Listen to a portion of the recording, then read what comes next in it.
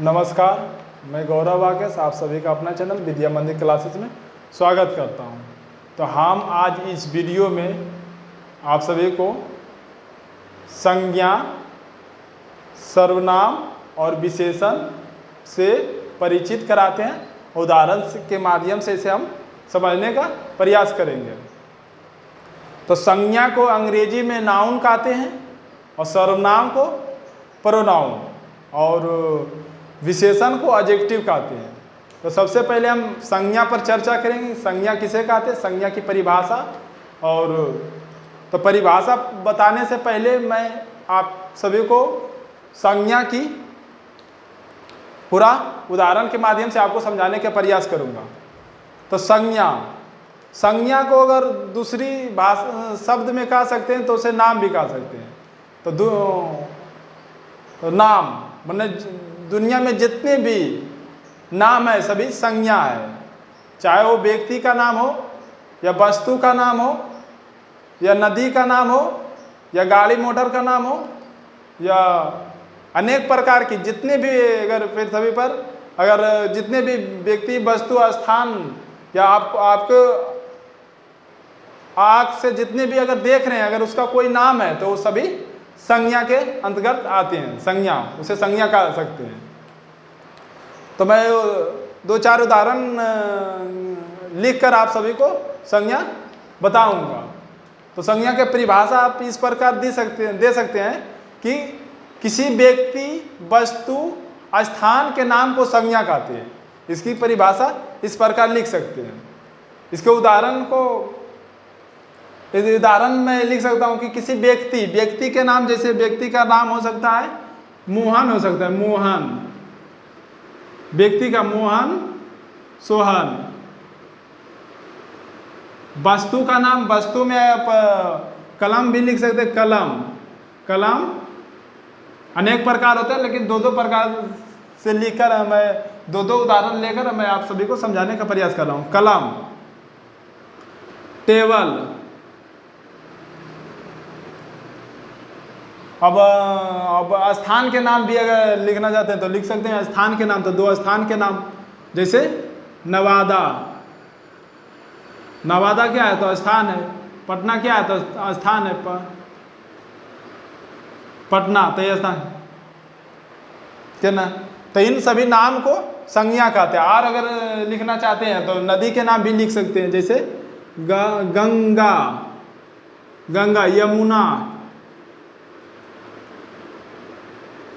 यमुना। और आप गाड़ी के भी नाम लिख सकते हैं। और इसी प्रकार आप जितने भी आपको देखने को मिलता है अगर उसी कोई नाम है तो संज्ञा है। तो संज्ञा को आप इस तरह, आपको अगर उदाहरण पूछे तो इस तरह बता सकते हैं। और इसकी परिभाषा की बात किया जाए तो सिंपल आप याद रखिएगा, किसी व्यक्ति वस्तु स्थान के नाम को संज्ञा कहते हैं। इस प्रकार आप नाउन का परिभाषा दे सकते हैं। अब मैं सीधे प्रोनाउन पर बात करता हूं कि प्रोनाउन किसे कहते हैं और प्रोनाउन का उदाहरण। तो प्रोनाउन में आप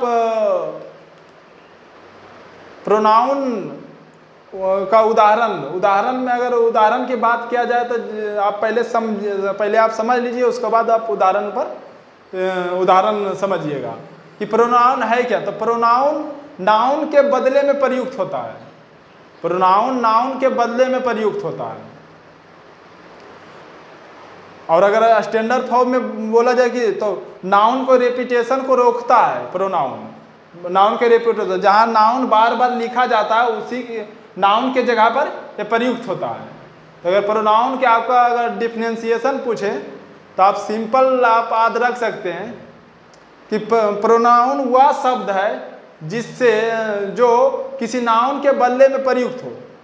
कि प्रोनाउन वह शब्द है जो किसी नाउन के बदले में प्रयुक्त हो, उसे प्रोनाउन कहते हैं। उदाहरण में जैसे या, वह, मैं, तुम, आप लोग, ये सब प्रोनाउन का उदाहरण है। तो प्रोनाउन जिस तरह हम आपको समझाते हैं, जैसे कि यहाँ पर लिख सकता है कि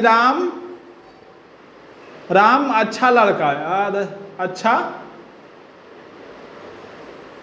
लड़का है। और उसी प्रकार लिखेगा राम, राम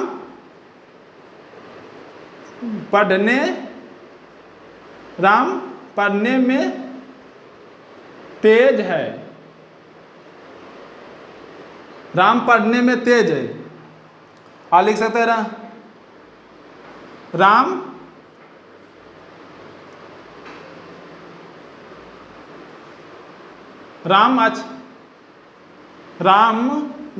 राम अच्छा लड़का, राम पढ़ने में तेज है, राम ईमानदार है, ईमानदार है।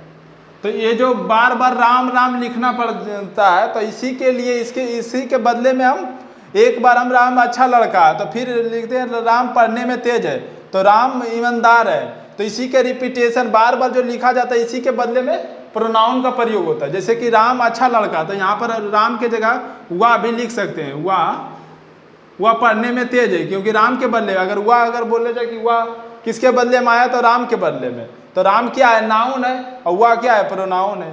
तो प्रोनाउन नाउन के बदले में प्रयुक्त होता है। तो यहाँ राम नाउन है, तो उसके बदले में प्रयुक्त हुआ जो शब्द वो प्रोनाउन है, तो वह प्रोनाउन है। वह ईमानदार है, तो इस प्रकार वह ईमानदार है। तो इस प्रकार आप आशा करता हूँ कि आप समझ गए होंगे।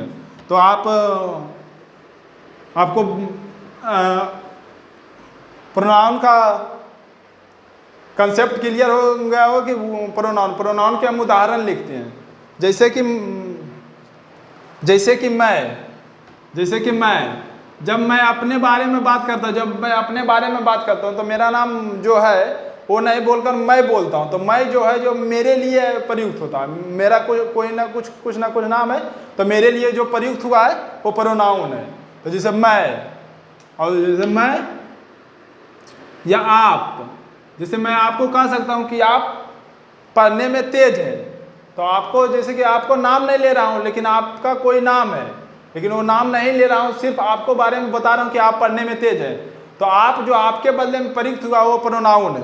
तो आप भी समझ सकते हैं आप, या तुम भी कह सकते हो तुम, या आप लोग, या आप लोग, या तुम लोग, फिर या तुम लोग, या वह, या इन सभी प्रोनाउन है। वे या वे लोग, तो वो सभी। तो आपको प्रोनाउन भी शायद आशा करता हूँ कि क्लियर हो गया। ज़्यादा अगर कंसेप्ट अगर देने का प्रयास करूँगा तो आप यहाँ पर अथी भी कर सकते हैं, क्योंकि मैं इसे बेसिक अथी से लिया हूँ, तो आप बेसिक अथी से समझाने का प्रयास कर रहा हूँ। तो प्रोनाउन जो है, जो नाउन के बदले में प्रयुक्त होता है, उसे प्रोनाउन कहते हैं। तो आप समझ गए हैं कि प्रोनाउन किसे कहते हैं, जो नाउन के बदले में प्रयुक्त होता है। बार बार नाउन को, जहाँ नाउन बार बार लिखा जाता है, वहाँ पर उसके रिपीटेशन को रोकता है। उसके लगातार जब एक ही नाम को रिपीट करता है, तो उसी को रोकने के लिए प्रोनाउन लिखते हैं। तो आप नाउन या प्रोनाउन को आप समझ गए होंगे, आशा करता हूँ कि आप समझ गए। अब मैं विशेषण पर बात करता हूँ। विशेषण किसे कहते हैं? तो विशेषण का अर्थ होता है कि उसका विशेषता बताना, उसमें क्या विशेषता है। तो जो नाउन या प्रोनाउन की विशेषता बताता है, विशेषता जो नाउन या प्रोनाउन की विशेषता बताता है, उसे विशेषण कहते हैं। विशेषण वह शब्द है जो नाउन या प्रोनाउन का विशेषता बताता है, उसे विशेषण कहते हैं। जैसे लिख सकते हैं कि राम अच्छा लड़का है, राम पढ़ने में तेज है, पढ़ने में तेज है। तो राम है जो नाउन है, और तेज है जो विशेषता है। उस कैसा है, पढ़ने में कैसा है, तो तेज है। तो तेज हो गया जो उसका विशेषता हो गया। और अगर ये इसी प्रकार इसे लिख सकते हैं, वह ईमानदार है, वह ईमानदार है। तो जो वह आ गया जो राम के बदले के, तो ये प्रोनाउन है, प्रोनाउन का विशेषता बता रहा है कि वह कैसा है, तो ईमानदार है। तो यही उसका डिफरेंशिएशन हुआ कि ईमानदार, वह कैसा है, तो ईमानदार है। तो विशेषण है जो नाउन या प्रोनाउन की विशेषता बताता है। तो आप समझ गए होंगे कि विशेषण किसे कहते हैं। विशेषण की अगर बात किया जाए तो जैसे कि विशेषण में आ जाएगा अच्छा, बुरा, लंबा, मोटा, इसी प्रकार उसका विशेषण आप आदि कर सकते हैं। जैसे कि अच्छा, अच्छा क्या है? अच्छा विशेषण है जो किसी नाउन या प्रोनाउन की विशेषता बताता है। अच्छा, बुरा, लंबा, लंबा या नाटा या छोटा लिख सकते हैं, लंबा, छोटा। ईमानदार, ईमानदार, ईमानदार या बेईमान, बेईमान। तो ये सब क्या है? विशेषता है। तो विशेषण आप इस तरह से समझ सकते हैं। हम कम ही समय में इसे समाप्त करना चाहता हूँ, क्योंकि फिर ज़्यादा लंबा कर देंगे तो अपलोड नहीं हो पाएगा। इसीलिए हम आप सभी को फिर से रिपीट कर देते हैं कि नाउन किसे कहते हैं और प्रोनाउन किसे कहते हैं और विशेषण किसे है। तो नाउन किसी व्यक्ति या वस्तु के नाम को संज्ञा कहते हैं। किसी व्यक्ति, वस्तु, स्थान के नाम को संज्ञा कहते हैं। जैसे राम, श्याम, कलम, टेबल, नवादा, पटना, गंगा, यमुना, ये सब जितने भी नाम है, टेबल, आपको आपके सामने जितने भी एक देखने को मिलता है उसका कोई ना कोई अगर नाम है तो वो संज्ञा है। तो उन सभी संज्ञा के अंतर्गत आएंगे। और फिर सर्वनाम। तो सर्वनाम वह शब्द है जो किसी नाउन या प्रोनाउन, सर्वनाम नाउन के बदले में प्रयुक्त होता है, उसे सर्वनाम कहते हैं। सर्वनाम वह शब्द है जो किसी नाउन के बदले में प्रयुक्त होता है, उसे सर्वनाम कहते हैं। जैसे वह, यह, वे, तुम लोग, आप लोग, ये सब प्रोनाउन है। मैं, तो ये सब प्रोनाउन है, किसी नाउन के बदले में प्रयुक्त होता है, इसीलिए वो प्रोनाउन है। विशेषण, ये विशेषण है जो नाउन और प्रोनाउन दोनों का विशेषता बताता है। किस प्रोनाउन संज्ञा और सर्वनाम का विशेषता बताता है, उसे विशेषण कहते हैं। जो संज्ञा और सर्वनाम को विशेषता बताता है उसे विशेषण कहते हैं। जैसे इसे डिफरेंशिएशन बता सको, सर्वनाम वह शब्द है जो किसी नाउन या प्रोनाउन का विशेषता बताता है, उसे विशेषण कहते हैं। जैसे संज्ञा में, जैसे कि मोहन अच्छा है, तो मोहन कैसा है? तो अच्छा है। तो मैं कैसा हूँ? मैं कैसा हूँ? तो मैं जो प्रोनाउन है, लेकिन उसका बारे में तो कैसा है? तो वो मैं लंबा हूँ, हो सकता है। तो जैसे और इसी प्रकार अगर नवादा अगर लिखा है, नवादा अगर इसी प्रकार निकलता है कि कलम कैसा है? तो कलम अगर उसका गुण के अति किया जाए तो कलम कैसा है? तो लाल है। इसी प्रकार उसका विशेषण। तो नाउन और प्रोनाउन को जो विशेषता बताता है उसे विशेषण कहते हैं। आशा करता हूं कि आपको ये संज्ञा, सर्वनाम और विशेषण समझ में आए होंगे। तो आज के लिए इतना ही, फिर मिलते हैं नेक्स्ट वीडियो में। तब तक के लिए जय हिंद, जय हिंद।